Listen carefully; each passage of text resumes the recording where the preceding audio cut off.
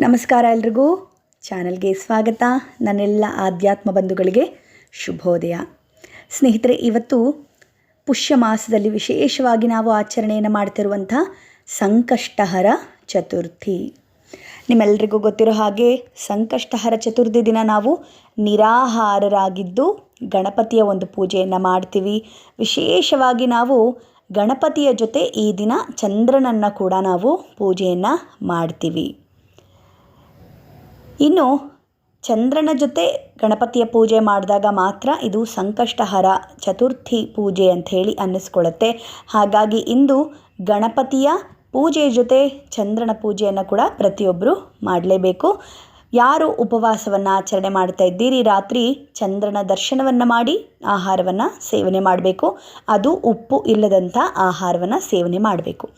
ಹಾಗಿದ್ದರೆ ಈ ಒಂದು ಸಂಕಷ್ಟಹರ ಚತುರ್ಥಿ ವಿಶೇಷತೆ ಏನು ಅಂತ ನೋಡೋದಾದರೆ, ಸಾಮಾನ್ಯವಾಗಿ ನಮಗೆ ಕೆಲವೊಂದು ಸತಿ ಬೆಳಗ್ಗಿನ ಒಂದು ತಿಥಿಯಲ್ಲಿ ಚತುರ್ಥಿ ತಿಥಿ ಇರೋದಿಲ್ಲ. ಸಾಮಾನ್ಯವಾಗಿ ಸಂಜೆ ಅಂದರೆ ಚಂದ್ರೋದಯದ ಸಮಯದಲ್ಲಿ ಚತುರ್ಥಿ ತಿಥಿ ಪ್ರಾಪ್ತವಾದ ದಿನ ನಾವು ಸಂಕಷ್ಟಹರ ಚತುರ್ಥಿಯನ್ನು ಆಚರಣೆ ಮಾಡ್ತೀವಿ.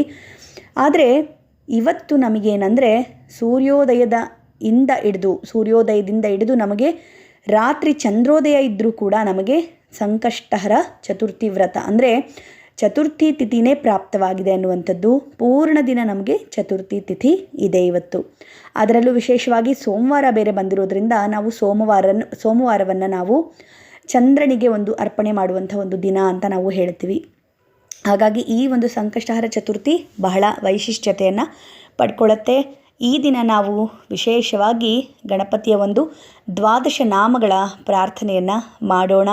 ಈ ಒಂದು ದ್ವಾದಶ ನಾಮಗಳನ್ನು ಹೇಳ್ಕೊಳ್ಳೋದ್ರಿಂದ ವಿದ್ಯೆ, ಧನ, ಯಾರಿಗೆ ಏನು ಬೇಕು, ವಿವಾಹ, ಪ್ರತಿಯೊಂದು ಕೆಲಸ ಕಾರ್ಯಗಳು ಕೂಡ ನಡೆಯುತ್ತೆ ಅನ್ನುವಂಥದ್ದು ಈ ಒಂದು ಸ್ತೋತ್ರದ ವೈಶಿಷ್ಟ್ಯತೆ.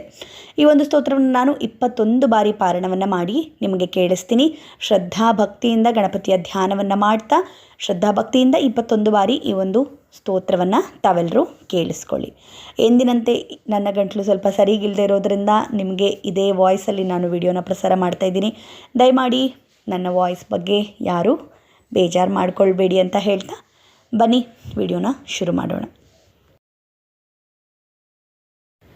ಶುಕ್ಲಾಂಬರಧರಂ ವಿಷ್ಣುಂ ಶಶಿವರ್ಣಂ ಚತುರ್ಭುಜಂ ಪ್ರಸನ್ನವದನಂ ಧ್ಯಾಯೇತ್ ಸರ್ವವಿಘ್ನೋಪಶಾಂತಯೇಃ. ಅಭೀಪ್ಸಿತಾರ್ಥಸಿದ್ಧ್ಯರ್ಥಂ ಪೂಜಿತೋ ಯಃ ಸುರೈರಪಿ ಸರ್ವವಿಘ್ನಹರಸ್ತಸ್ಮೈ ಗಣಾಧಿಪತಯೇ ನಮಃ. ಗಣಾನಾಮಧಿಪಶ್ಚಂಡೋ ಗಜವಕ್ತ್ರಸ್ತ್ರಿಲೋಚನಃ ಪ್ರಸನ್ನೋ ಭವ ಮೇ ನಿತ್ಯಂ ವರದಾತರ್ವಿನಾಯಕ. ಸುಮುಖಶ್ಚೈಕದಂತಶ್ಚ ಕಪಿಲೋ ಗಜಕರ್ಣಕಃ ಲಂಬೋದರಶ್ಚ ವಿಕಟೋ ವಿಘ್ನರಾಜೋ ಗಣಾಧಿಪಃ. ಧೂಮ್ರಕೇತುರ್ಗಣಾಧ್ಯಕ್ಷಃ ಪಾಲಚಂದ್ರೋ ಗಜಾನನಃ. ದ್ವಾದಶೈತಾನಿ ನಾಮಾನಿ ಯಃ ಪಠೇತ್ ಶೃಣುಯಾದಪಿ ವಿದ್ಯಾರ್ಥಿ ಲಭತೆ ವಿದ್ಯಾಂ ಧನಾರ್ಥಿ ಲಭತೆ ಧನಂ.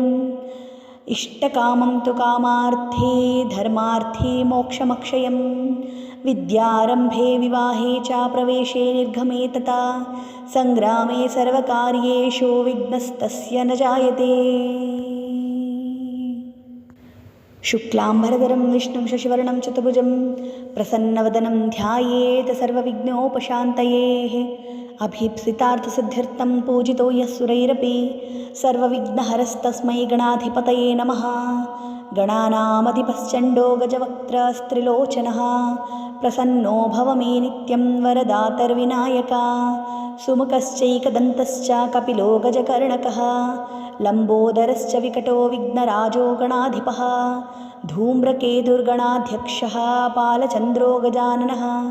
ದ್ವಾದಶೈತಾನಿ ನಾಮಾನಿ ಯಃ ಪಠೇತ್ ಶೃಣುಯಾದಪಿ ವಿದ್ಯಾರ್ಥಿ ಲಭತೆ ವಿದ್ಯಾಂ ಧನಾರ್ಥಿ ಲಭತೆ ಧನಂ. ಇಷ್ಟಕಾಮಂ ತು ಕಾಮಾರ್ಥಿ ಧರ್ಮಾರ್ಥಿ ಮೋಕ್ಷಮಕ್ಷಯಂ. ವಿದ್ಯಾರಂಭೆ ವಿವಾಹೇ ಚ ಪ್ರವೇಶೇ ನಿರ್ಗಮೇ ತಥಾ ಸಂಗ್ರಾಮೇ ಸರ್ವಕಾರ್ಯೇಷು ವಿಘ್ನಸ್ತಸ್ಯ ನ ಜಾಯತೆ. ಶುಕ್ಲಾಂಬರಧರಂ ವಿಷ್ಣುಂ ಶಶಿವರ್ಣಂ ಚತುರ್ಭುಜಂ ಪ್ರಸನ್ನವದನಂ ಧ್ಯಾಯೇತ್ ಸರ್ವವಿಘ್ನೋಪಶಾಂತಯೇಃ.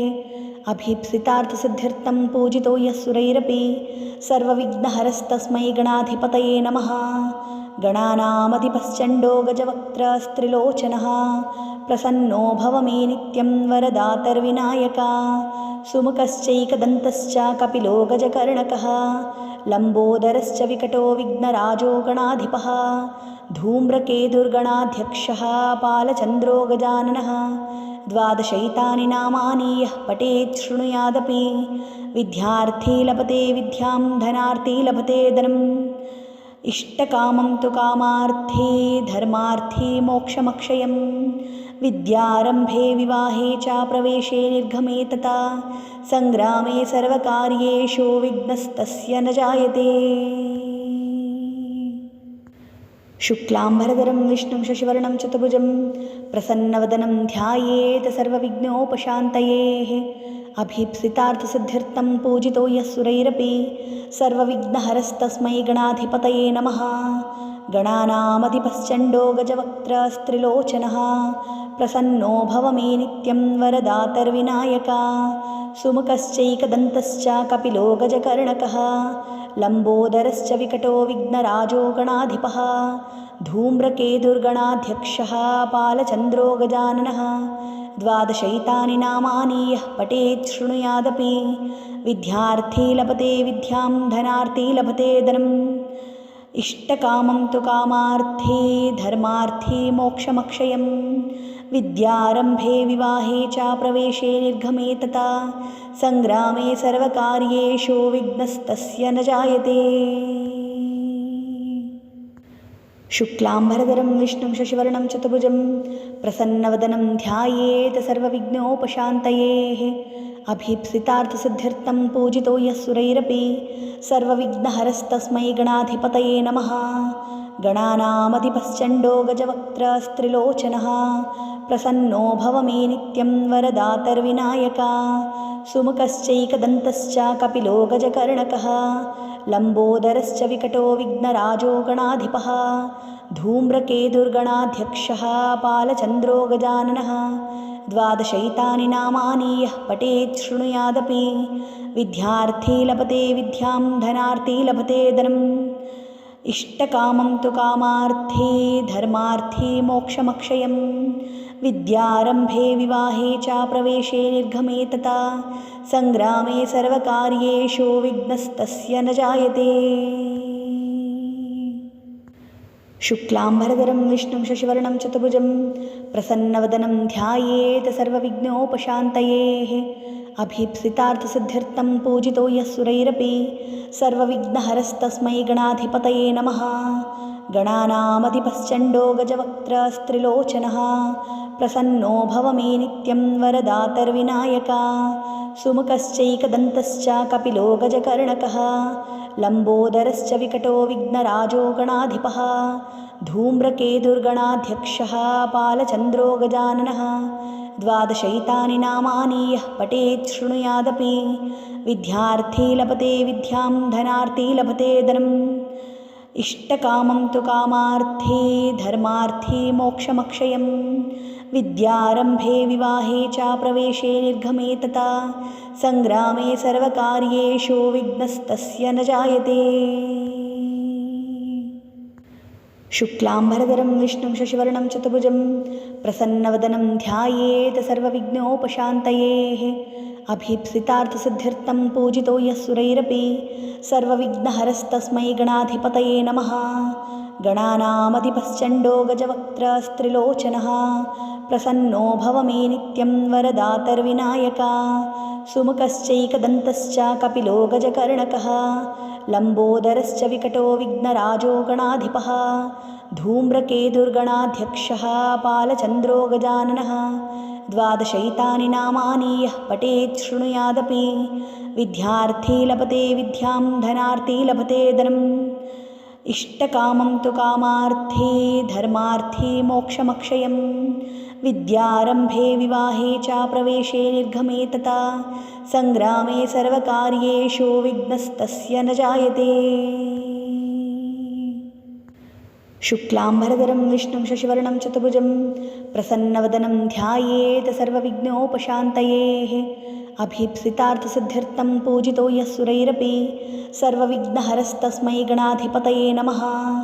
गणानामधिपश्चण्डो गजवक्त्रस्त्रिलोचनः प्रसन्नो भव मे नित्यं वरदातर्विनायका सुमुखश्चैकदन्तश्च कपिलो गजकर्णकः लम्बोदरश्च विकटो विघ्नराजो गणाधिपः धूम्रकेतुर्गणाध्यक्षः पालचन्द्रो गजाननः द्वादशैतानि नामानि यः पठेत् शृणुयादपि विद्यार्थी लभते विद्यां धनार्थी लभते धनम् इष्टकामं तु कामार्थी धर्मार्थी मोक्षमक्षयम् विद्यारम्भे विवाहे च प्रवेशे निर्गमे तथा सङ्ग्रामे सर्वकार्येषु विघ्नस्तस्य न जायते।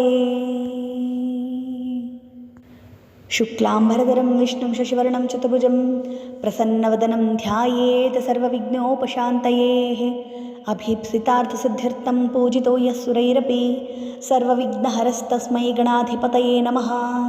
गणानामधिपश्चण्डो गजवक्त्रस्त्रिलोचनः प्रसन्नो भव मे नित्यं वरदातर्विनायका सुमुखश्चैकदन्तश्च कपिलो गजकर्णकः लम्बोदरश्च विकटो विघ्नराजो गणाधिपः धूम्रकेतुर्गणाध्यक्षः पालचन्द्रो गजाननः द्वादशैतानि नामानि यः पठेत् शृणुयादपि विद्यार्थी लभते विद्यां धनार्थी लभते धनम् इष्टकामं तु कामार्थी धर्मार्थी मोक्षमक्षयम् विद्यारम्भे विवाहे च प्रवेशे निर्गमे तथा सङ्ग्रामे सर्वकार्येषु विघ्नस्तस्य न जायते। शुक्लाम्बरधरं विष्णुं शशिवर्णं चतुर्भुजं प्रसन्नवदनं ध्यायेत् सर्वविघ्नोपशान्तये अभीप्सितार्थसिद्ध्यर्थं पूजितो यः सुरैरपि सर्वविघ्नहरस्तस्मै गणाधिपतये नमः। गणानामधिपश्चण्डो गजवक्त्रस्त्रिलोचनः प्रसन्नो भव मे नित्यं वरदातर्विनायका सुमुखश्चैकदन्तश्च कपिलो गजकर्णकः लम्बोदरश्च विकटो विघ्नराजो गणाधिपः धूम्रकेतुर्गणाध्यक्षः पालचन्द्रो गजाननः द्वादशैतानि नामानि यः पठेत् शृणुयादपि विद्यार्थी लभते विद्यां धनार्थी लभते धनम् इष्टकामं तु कामार्थी धर्मार्थी मोक्षमक्षयम् विद्यारम्भे विवाहे च प्रवेशे निर्गमे तथा सङ्ग्रामे सर्वकार्येषु विघ्नस्तस्य न जायते। शुक्लाम्बरधरं विष्णुं शशिवर्णं चतुर्भुजं प्रसन्नवदनं ध्यायेत् सर्वविघ्नोपशान्तये अभीप्सितार्थसिद्ध्यर्थं पूजितो यः सुरैरपि सर्वविघ्नहरस्तस्मै गणाधिपतये नमः। गणानामधिपश्चण्डो गजवक्त्रस्त्रिलोचनः प्रसन्नो भव मे नित्यं वरदातर्विनायका सुमुखश्चैकदन्तश्च कपिलो गजकर्णकः लम्बोदरश्च विकटो विघ्नराजो गणाधिपः धूम्रकेतुर्गणाध्यक्षः पालचन्द्रो गजाननः द्वादशैतानि नामानि यः पठेत् शृणुयादपि विद्यार्थी लभते विद्यां धनार्थी लभते धनम् इष्टकामं तु कामार्थी धर्मार्थी मोक्षमक्षयम् विद्यारम्भे विवाहे च प्रवेशे निर्गमे तथा सङ्ग्रामे सर्वकार्येषु विघ्नस्तस्य न जायते। शुक्लाम्बरधरं विष्णुं शशिवर्णं चतुर्भुजं प्रसन्नवदनं ध्यायेत् सर्वविघ्नोपशान्तये अभीप्सितार्थसिद्ध्यर्थं पूजितो यः सुरैरपि सर्वविघ्नहरस्तस्मै गणाधिपतये नमः। गणानामधिपश्चण्डो गजवक्त्रस्त्रिलोचनः प्रसन्नो भव मे नित्यं वरदातर्विनायका सुमुखश्चैकदन्तश्च कपिलो गजकर्णकः लम्बोदरश्च विकटो विघ्नराजो गणाधिपः धूम्रकेतुर्गणाध्यक्षः पालचन्द्रो गजाननः द्वादशैतानि नामानि यः पठेत् शृणुयादपि विद्यार्थी लभते विद्यां धनार्थी लभते धनम् इष्टकामं तु कामार्थी धर्मार्थी मोक्षमक्षयम् विद्यारम्भे विवाहे च प्रवेशे निर्गमे तथा सङ्ग्रामे सर्वकार्येषु विघ्नस्तस्य न जायते। शुक्लाम्बरधरं विष्णुं शशिवर्णं चतुर्भुजं प्रसन्नवदनं ध्यायेत् सर्वविघ्नोपशान्तये अभीप्सितार्थसिद्ध्यर्थं पूजितो यः सुरैरपि सर्वविघ्नहरस्तस्मै गणाधिपतये नमः। गणानामधिपश्चण्डो गजवक्त्रस्त्रिलोचनः प्रसन्नो भव मे नित्यं वरदातर्विनायका सुमुखश्चैकदन्तश्च कपिलो गजकर्णकः लम्बोदरश्च विकटो विघ्नराजो गणाधिपः धूम्रकेतुर्गणाध्यक्षः पालचन्द्रो गजाननः द्वादशैतानि नामानि यः पठेत् शृणुयादपि विद्यार्थी लभते विद्यां धनार्थी लभते धनम् इष्टकामं तु कामार्थी धर्मार्थी मोक्षमक्षयं विद्यारम्भे विवाहे च प्रवेशे निर्गमे तथा सङ्ग्रामे सर्वकार्येषु विघ्नस्तस्य न जायते।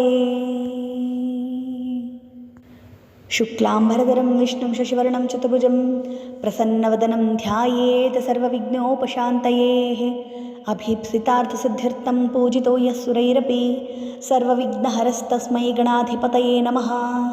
गणानामधिपश्चण्डो गजवक्त्रस्त्रिलोचनः प्रसन्नो भव मे नित्यं वरदातर्विनायका सुमुखश्चैकदन्तश्च कपिलो गजकर्णकः लम्बोदरश्च विकटो विघ्नराजो गणाधिपः धूम्रकेतुर्गणाध्यक्षः पालचन्द्रो गजाननः द्वादशैतानि नामानि यः पठेत् शृणुयादपि विद्यार्थी लभते विद्यां धनार्थी लभते धनम् इष्टकामं तु कामार्थी धर्मार्थी मोक्षमक्षयं विद्यारम्भे विवाहे च प्रवेशे निर्गमे तथा सङ्ग्रामे सर्वकार्येषु विघ्नस्तस्य न जायते। शुक्लाम्बरधरं विष्णुं शशिवर्णं चतुर्भुजं प्रसन्नवदनं ध्यायेत् सर्वविघ्नोपशान्तये अभीप्सितार्थसिद्ध्यर्थं पूजितो यः सुरैरपि सर्वविघ्नहरस्तस्मै गणाधिपतये नमः। गणानामधिपश्चण्डो गजवक्त्रस्त्रिलोचनः प्रसन्नो भव मे नित्यं वरदातर्विनायका सुमुखश्चैकदन्तश्च कपिलो गजकर्णकः लम्बोदरश्च विकटो विघ्नराजो गणाधिपः धूम्रकेतुर्गणाध्यक्षः पालचन्द्रो गजाननः द्वादशैतानि नामानि यः पठेत् शृणुयादपि विद्यार्थी लभते विद्यां धनार्थी लभते धनम् इष्टकामं तु कामार्थी धर्मार्थी मोक्षमक्षयं विद्यारम्भे विवाहे च प्रवेशे निर्गमे तथा सङ्ग्रामे सर्वकार्येषु विघ्नस्तस्य न जायते। शुक्लाम्बरधरं विष्णुं शशिवर्णं चतुर्भुजं प्रसन्नवदनं ध्यायेत् सर्वविघ्नोपशान्तये अभीप्सितार्थसिद्ध्यर्थं पूजितो यः सुरैरपि सर्वविघ्नहरस्तस्मै गणाधिपतये नमः।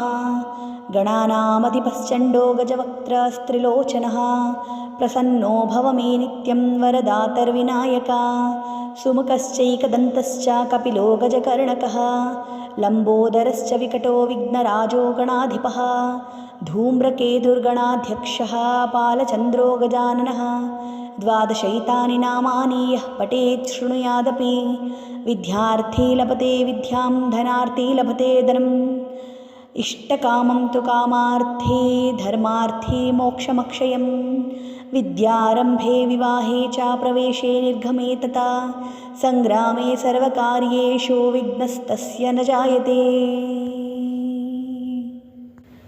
शुक्लाम्बरधरं विष्णुं शशिवर्णं चतुर्भुजं प्रसन्नवदनं ध्यायेत् सर्वविघ्नोपशान्तये अभीप्सितार्थसिद्ध्यर्थं पूजितो यः सुरैरपि सर्वविघ्नहरस्तस्मै गणाधिपतये नमः।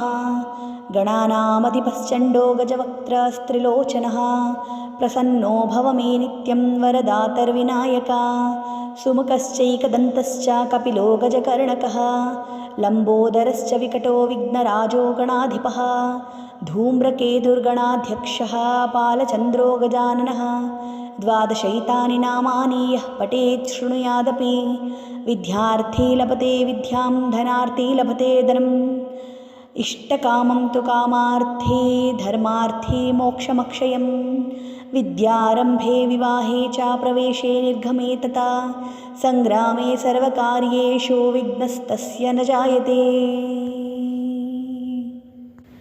शुक्लाम्बरधरं विष्णुं शशिवर्णं चतुर्भुजं प्रसन्नवदनं ध्यायेत् सर्वविघ्नोपशान्तये अभीप्सितार्थसिद्ध्यर्थं पूजितो यः सुरैरपि सर्वविघ्नहरस्तस्मै गणाधिपतये नमः।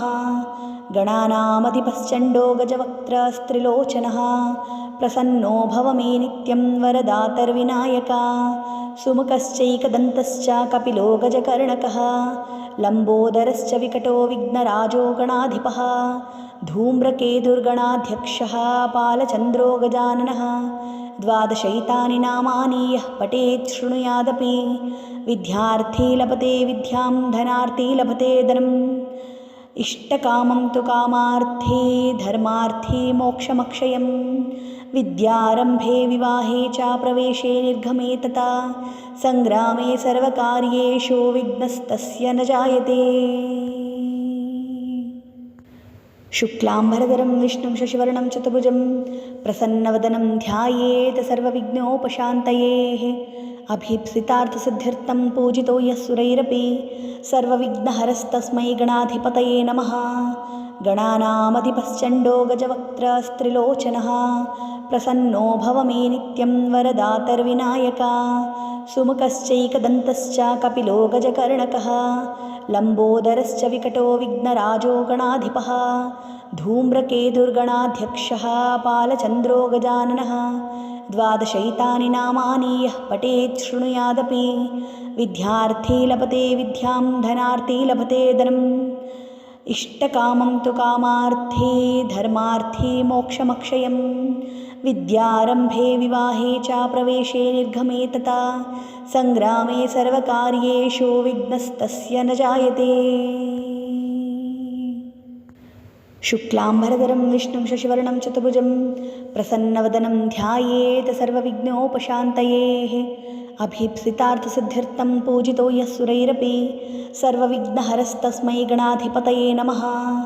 गणानामधिपश्चण्डो गजवक्त्रस्त्रिलोचनः प्रसन्नो भव मे नित्यं वरदातर्विनायका सुमुखश्चैकदन्तश्च कपिलो गजकर्णकः लम्बोदरश्च विकटो विघ्नराजो गणाधिपः धूम्रकेतुर्गणाध्यक्षः पालचन्द्रो गजाननः द्वादशैतानि नामानि यः पठेत् शृणुयादपि विद्यार्थी लभते विद्यां धनार्थी लभते धनम् इष्टकामं तु कामार्थी धर्मार्थी मोक्षमक्षयं विद्यारम्भे विवाहे च प्रवेशे निर्गमे तथा सङ्ग्रामे सर्वकार्येषु विघ्नस्तस्य न जायते। शुक्लाम्बरधरं विष्णुं शशिवर्णं चतुर्भुजं प्रसन्नवदनं ध्यायेत् सर्वविघ्नोपशान्तयेः अभीप्सितार्थसिद्ध्यर्थं पूजितो यः सुरैरपि सर्वविघ्नहरस्तस्मै गणाधिपतये नमः। गणानामधिपश्चण्डो गजवक्त्रस्त्रिलोचनः प्रसन्नो भव मे नित्यं वरदातर्विनायका सुमुखश्चैकदन्तश्च कपिलो गजकर्णकः लम्बोदरश्च विकटो विघ्नराजो गणाधिपः धूम्रकेतुर्गणाध्यक्षः पालचन्द्रो गजाननः द्वादशैतानि नामानि यः पठेत् शृणुयादपि विद्यार्थी लभते विद्यां धनार्थी लभते धनम् इष्टकामं तु कामार्थी धर्मार्थी मोक्षमक्षयं विद्यारम्भे विवाहे च प्रवेशे निर्गमे तथा सङ्ग्रामे सर्वकार्येषु विघ्नस्तस्य न जायते। शुक्लाम्बरधरं विष्णुं शशिवर्णं चतुर्भुजं प्रसन्नवदनं ध्यायेत् सर्वविघ्नोपशान्तयेः अभीप्सितार्थसिद्ध्यर्थं पूजितो यः सुरैरपि सर्वविघ्नहरस्तस्मै गणाधिपतये नमः। गणानामधिपश्चण्डो गजवक्त्रस्त्रिलोचनः प्रसन्नो भव मे नित्यं वरदातर्विनायका सुमुखश्चैकदन्तश्च कपिलो गजकर्णकः लम्बोदरश्च विकटो विघ्नराजो गणाधिपः धूम्रकेतुर्गणाध्यक्षः पालचन्द्रो गजाननः द्वादशैतानि नामानि यः पठेत् शृणुयादपि विद्यार्थी लभते विद्यां धनार्थी लभते धनम् इष्टकामं तु कामार्थी धर्मार्थी मोक्षमक्षयं विद्यारम्भे विवाहे च प्रवेशे निर्गमे तथा सङ्ग्रामे सर्वकार्येषु विघ्नस्तस्य न जायते। शुक्लाम्बरधरं विष्णुं शशिवर्णं चतुर्भुजं प्रसन्नवदनं ध्यायेत् सर्वविघ्नोपशान्तयेः अभीप्सितार्थसिद्ध्यर्थं पूजितो यः सुरैरपि सर्वविघ्नहरस्तस्मै गणाधिपतये नमः। गणानामधिपश्चण्डो गजवक्त्रस्त्रिलोचनः प्रसन्नो भव मे नित्यं वरदातर्विनायका सुमुखश्चैकदन्तश्च कपिलो गजकर्णकः लम्बोदरश्च विकटो विघ्नराजो गणाधिपः धूम्रकेतुर्गणाध्यक्षः पालचन्द्रो गजाननः द्वादशैतानि नामानि यः पठेत् शृणुयादपि विद्यार्थी लभते विद्यां धनार्थी लभते धनम् इष्टकामं तु कामार्थी धर्मार्थी मोक्षमक्षयम् विद्यारम्भे विवाहे च प्रवेशे निर्गमे तथा सङ्ग्रामे सर्वकार्येषु विघ्नस्तस्य न जायते।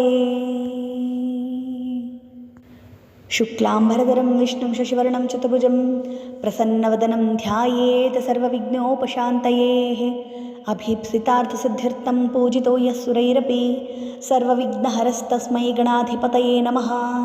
गणानामधिपश्चण्डो गजवक्त्रस्त्रिलोचनः प्रसन्नो भव मे नित्यं वरदातर्विनायका सुमुखश्चैकदन्तश्च कपिलो गजकर्णकः लम्बोदरश्च विकटो विघ्नराजो गणाधिपः धूम्रकेतुर्गणाध्यक्षः पालचन्द्रो गजाननः द्वादशैतानि नामानि यः पठेत् शृणुयादपि विद्यार्थी लभते विद्यां धनार्थी लभते धनम् इष्टकामं तु कामार्थी धर्मार्थी मोक्षमक्षयम् विद्यारम्भे विवाहे च प्रवेशे निर्गमे तथा सङ्ग्रामे सर्वकार्येषु विघ्नस्तस्य न जायते। शुक्लाम्बरधरं विष्णुं शशिवर्णं चतुर्भुजं प्रसन्नवदनं ध्यायेत् सर्वविघ्नोपशान्तयेः अभीप्सितार्थसिद्ध्यर्थं पूजितो यः सुरैरपि सर्वविघ्नहरस्तस्मै गणाधिपतये नमः। गणानामधिपश्चण्डो गजवक्त्रस्त्रिलोचनः प्रसन्नो भव मे नित्यं वरदातर्विनायका सुमुखश्चैकदन्तश्च कपिलो गजकर्णकः लम्बोदरश्च विकटो विघ्नराजो गणाधिपः धूम्रकेतुर्गणाध्यक्षः पालचन्द्रो गजाननः द्वादशैतानि नामानि यः पठेत् शृणुयादपि विद्यार्थी लभते विद्यां धनार्थी लभते धनम् इष्टकामं तु कामार्थी धर्मार्थी मोक्षमक्षयम् विद्यारम्भे विवाहे च प्रवेशे निर्गमे तथा सङ्ग्रामे सर्वकार्येषु विघ्नस्तस्य न जायते। शुक्लाम्बरधरं विष्णुं शशिवर्णं चतुर्भुजं प्रसन्नवदनं ध्यायेत् सर्वविघ्नोपशान्तयेः अभीप्सितार्थसिद्ध्यर्थं पूजितो यः सुरैरपि सर्वविघ्नहरस्तस्मै गणाधिपतये नमः। गणानामधिपश्चण्डो गजवक्त्रस्त्रिलोचनः प्रसन्नो भव मे नित्यं वरदातर्विनायका सुमुखश्चैकदन्तश्च कपिलो गजकर्णकः लम्बोदरश्च विकटो विघ्नराजो गणाधिपः धूम्रकेतुर्गणाध्यक्षः पालचन्द्रो गजाननः द्वादशैतानि नामानि यः पठेत् शृणुयादपि विद्यार्थी लभते विद्यां धनार्थी लभते धनम् इष्टकामं तु कामार्थी धर्मार्थी मोक्षमक्षयम् विद्यारम्भे विवाहे च प्रवेशे निर्गमे तथा सङ्ग्रामे सर्वकार्येषु विघ्नस्तस्य न जायते। शुक्लाम्बरधरं विष्णुं शशिवर्णं चतुर्भुजं प्रसन्नवदनं ध्यायेत् सर्वविघ्नोपशान्तयेः अभीप्सितार्थसिद्ध्यर्थं पूजितो यः सुरैरपि सर्वविघ्नहरस्तस्मै गणाधिपतये नमः। गणानामधिपश्चण्डो गजवक्त्रस्त्रिलोचनः प्रसन्नो भव मे नित्यं वरदातर्विनायका सुमुखश्चैकदन्तश्च कपिलो गजकर्णकः लम्बोदरश्च विकटो विघ्नराजो गणाधिपः धूम्रकेतुर्गणाध्यक्षः पालचन्द्रो गजाननः द्वादशैतानि नामानि यः पठेत् शृणुयादपि विद्यार्थी लभते विद्यां धनार्थी लभते धनम् इष्टकामं तु कामार्थी धर्मार्थी मोक्षमक्षयम् विद्यारम्भे विवाहे च प्रवेशे निर्गमे तथा सङ्ग्रामे सर्वकार्येषु विघ्नस्तस्य न जायते। शुक्लाम्बरधरं विष्णुं शशिवर्णं चतुर्भुजं प्रसन्नवदनं ध्यायेत् सर्वविघ्नोपशान्तयेः अभीप्सितार्थसिद्ध्यर्थं पूजितो यः सुरैरपि सर्वविघ्नहरस्तस्मै गणाधिपतये नमः। गणानामधिपश्चण्डो गजवक्त्रस्त्रिलोचनः प्रसन्नो भव मे नित्यं वरदातर्विनायका सुमुखश्चैकदन्तश्च कपिलो गजकर्णकः लम्बोदरश्च विकटो विघ्नराजो गणाधिपः धूम्रकेतुर्गणाध्यक्षः पालचन्द्रो गजाननः द्वादशैतानि नामानि यः पठेत् शृणुयादपि विद्यार्थी लभते विद्यां धनार्थी लभते धनम् इष्टकामं तु कामार्थी धर्मार्थी मोक्षमक्षयम् विद्यारम्भे विवाहे च प्रवेशे निर्गमे तथा सङ्ग्रामे सर्वकार्येषु विघ्नस्तस्य न जायते।